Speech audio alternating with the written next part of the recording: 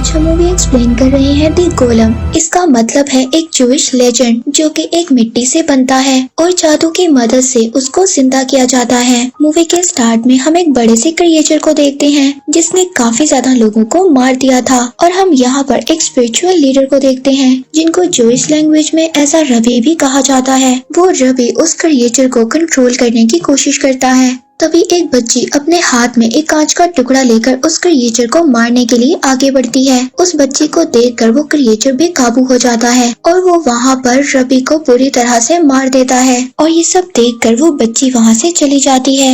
इसके बाद कहानी शिफ्ट एक गांव में होती है जहाँ पर हमें 1673 का ईयर्स दिखाया जाता है और हम यहाँ पर इस स्टोरी की मेन कैरेक्टर हैना को देखते हैं जिसका बच्चा 7 साल का पानी में डूबकर मर गया था और तब से अब तक उसके पास कोई भी बच्चा नहीं था। और जब भी वो किसी औरत को अपने बच्चे के साथ देखती थी तो उसको ये फील होता था कि उसके पास भी कोई बच्चा होना चाहिए। अब चर्च के फादर बेंजामिन को ये कहते हैं उसे अपनी वाइफ को डिवोर्स दे देना चाहिए क्योंकि उसके बेटे की डेथ के बाद उनके कोई भी बच्चा नहीं हुआ था। लेकिन बेंजामिन ऐसा करने से मना कर देता है और इससे हमें ये पता चलता है कि वो हैना से बहुत ही ज्यादा प्यार करता था और यही नहीं, वो हैना को पूरी तरह से खुश रखता था। जैसे उनके गाँव में ये रूल था कि उनके गाँव की औरतें चर्च में नहीं जा सकती, लेकिन हैना चर्च में जाया करती थी और ये इजाजत उसको बेंजामिन ने दी थी क्योंकि हैना रिलीजियस चीजों के बारे में पढ़ना चाहती थी। और बेंजामिन उसको चर्च से चुरा कर एक बुक भी देता है जो उनकी कोई स्पेशल बुक थी। और उन लोगों की एक नेबर भी थी जिसका नाम सारा था, लेकिन सारा के हस्बैंड की डेथ हो चुकी थी। सारा की एक बेटी थी, वो बेंजामिन के साथ बहुत ज्यादा खेलती थी।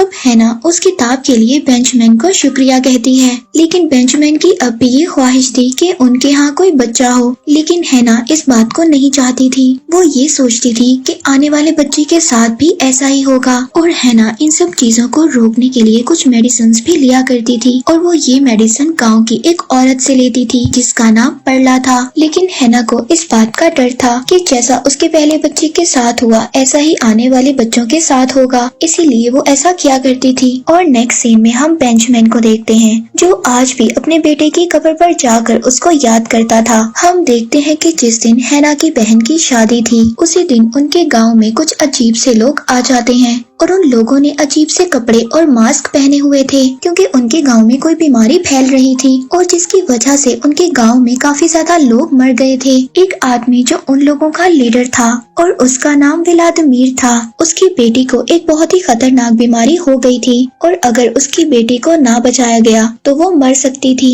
व्लादिमीर का ये मानना था कि इन गाँव के लोगों ने उसके गांव के लोगों पर एक स्पेल किया है जिसकी वजह से उनके गांव में ये अजीब बीमारी फैल गई थी क्योंकि वो लोग बहुत ही ज्यादा पावरफुल थे जिन्हें फाइट कर नहीं हराया जा सकता था। और तभी हैना की बहन उनके सामने आ जाती है और व्लादिमीर का एक आदमी उसको पंच मारता है और उसको गिरा देता है। लेकिन फादर व्लादिमीर को समझाते हैं कि उन लोगों ने ऐसा बिल्कुल भी नहीं किया है, उनका गांव पूरी तरह से आइसोलेटेड है, इस वजह से उनका पूरा गांव सेफ है। लेकिन व्लादिमीर इस बात को नहीं समझता और वो एक आदमी को शूट कर देता है और इस बात से सभी लोग वहाँ पर डर जाते हैं। अब गांव की वही औरत परला आती है जो सबका इलाज किया करती थी। वो व्लादिमीर से कहती है कि वो उसकी बेटी का इलाज करेगी। व्लादिमीर उन लोगों को कहता है कि जब तक उसकी बेटी ठीक नहीं हो जाती कोई भी आदमी गाँव से बाहर नहीं जाएगा और अगर किसी ने ऐसा करने की कोशिश की तो उसकी सजा मौत होगी। फिर इसके बाद सभी लोग गांव के चर्च में एक मीटिंग करते हैं। फादर उन सब लोगों को कहते हैं कि उन सबको उसकी बेटी के लिए दुआ करनी चाहिए ताकि उसकी बेटी जल्दी से ठीक हो जाए और व्लादिमीर उनके गांव को छोड़कर चला जाए। तभी हैना चर्च में आती है और वो फादर से कहती है कि उन लोगों को उससे फाइट करनी चाहिए और इस काम में वो गोलम की मदद भी ले सकते हैं।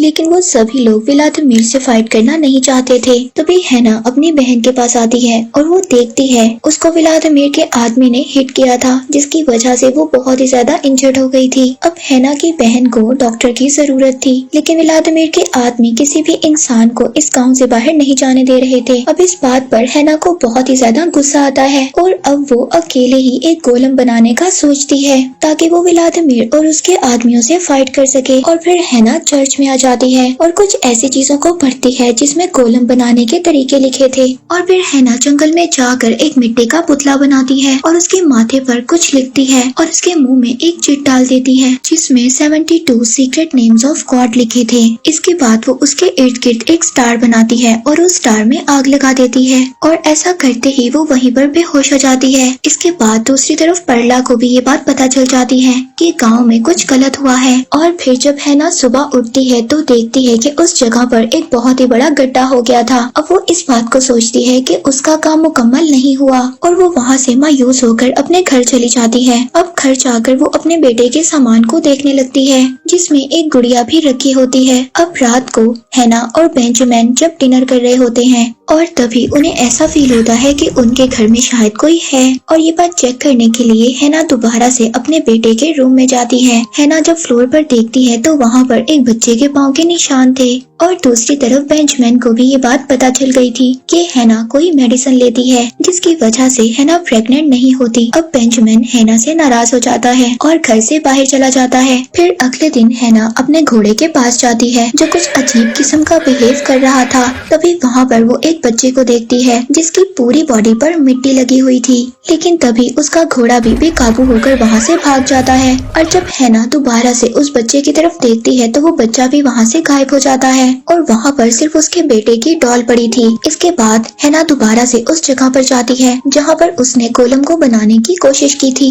तभी वहाँ पर व्लादिमीर के कुछ आदमी आ जाते हैं। वो ये सोचते हैं कि हैना गांव से भागने की कोशिश कर रही है। वो लोग हैना को पकड़ लेते हैं और वो लोग हैना को मारने के लिए फांसी पर चढ़ा देते हैं। तभी वहाँ पर अचानक से एक अजीब किस्म की पावर उनको मारने लगती है और फिर हैना भी दरख्त से नीचे गिर जाती है। और तभी हैना के पास एक बच्चा आता है। ये वही बच्चा था जिसको इसने अपने घर में देखा था और उसकी पूरी बॉडी पर मिट्टी लगी हुई थी। हैना पहले उसको देखकर डर जाती है, लेकिन जब वो उसके माथे पर से मिट्टी हटाती है तो उसको ये बात पता चल जाती है कि ये वही गोलम था जो उसने बनाया था और जो उसने उस पुतले के सर पर लिखा था। यानी कि हैना गोलम बनाने में सक्सेसफुल हो गई थी। अब हैना उस गोलम को अपने घर ले आती है और सबसे छुपा कर रखती है। अब रात में हैना गोलम को नहलाती है और उसको साफ कर देती है। तभी उस गांव की परला उसके पास आती है और उस बच्चे के बारे में पूछती है। हैना उसको बताती है कि ये एक गोलम है और इसको इसने खुद बनाया है। हैना परला को बताती है कि इस गोलम ने उसकी जान बचाई है और वो आगे भी इनको मुसीबत से बचा सकता है। अब परला उस गोलम के पास जाती है और जब गोलम परला की तरफ देखता है तो उसकी आंखें पूरी तरह से ब्लैक हो जाती हैं। अब परला उस गोलम को कहती है कि हम पहले भी मिल चुके हैं जब वो एक छोटी बच्ची हुआ करती थी और जो बच्ची हमने मूवी के स्टार्ट में देखी ये यही परला थी। यानी कि जिस क्रिएचर को हमने मूवी के स्टार्ट में देखा था वो एक गोलम था और उस गोलम के सामने जो बच्ची थी वो परला थी जो इस सिचुएशन से बच गई थी। इसके बाद परला हैना से कहती है कि जब व्लादिमीर इनके गांव से चला जाएगा तो उसको इस गोलम को डिस्ट्रॉय करना होगा, उसके मुंह से उस चिट को बाहर निकालकर जो हैना ने उसके मुंह में डाली थी। ये आम आदमियों की तरह नहीं मर सकता। फिर इसके बाद हैना उस गोलम को मारने की कोशिश करती है। वो उसको पानी में डुबोकर मारने लगती है लेकिन वो नहीं मरता। इसके बाद हैना बेंजामिन को अपनी नेबर सारा के साथ देखती है। अब बेंजामिन सारा से बहुत ज्यादा हंसकर बातें कर रहा था। अब ये सब हैना को बर्दाश्त नहीं होता। वो अब घर जाती है और घर जाकर एक चाकू निकालती है। वो सारा को मारने वाली थी। तभी उसके सामने गोलम आ जाता है और उसको देखकर उसका गुस्सा खत्म हो जाता है और फिर हैना अपने बेटे का एक सूट गोलम को पहना देती है। और फिर हैना को ये बात पता चलती है कि अगर उसको दर्द होगा तो गोलम को भी दर्द होगा और अगर गोलम को कुछ दर्द हुआ तो हैना को भी दर्द होगा। और दूसरी तरफ हम बेंजामिन को देखते हैं जो सारा के घर